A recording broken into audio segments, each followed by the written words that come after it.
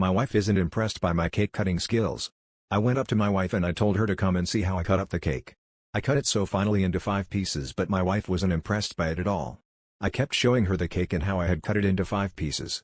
My wife didn't seem to be entertained by how I sliced the cake. I became angry and my wife simply said, "Why did you cut it into 5 pieces, when it's just me and you?" And I became angry by that comment. I couldn't believe that she wasn't impressed by my cutting of the cake. Then 3 more beings appeared in my home. They took a slice each. My wife was annoyed at me again for cutting the cake up in 5 pieces. The remaining 3 pieces of cake will bring 3 beings to form and they will each take a piece.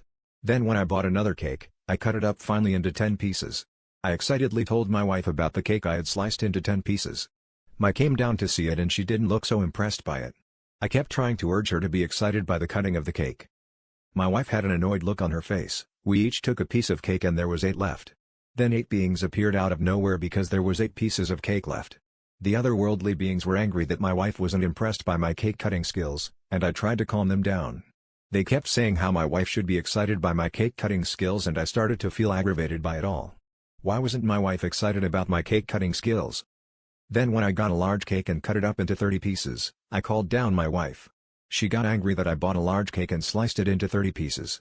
She didn't care how finely I had cut the cake and she just stormed off. Then as I had 1 slice of cake, there were 29 pieces left. Then 29 otherworldly beings came to existence, and they all took a piece of cake. They were also angry at my wife for not being impressed with my cake cutting skills. Then one day I saw a large cake which looked like my wife. It was all cut up nicely.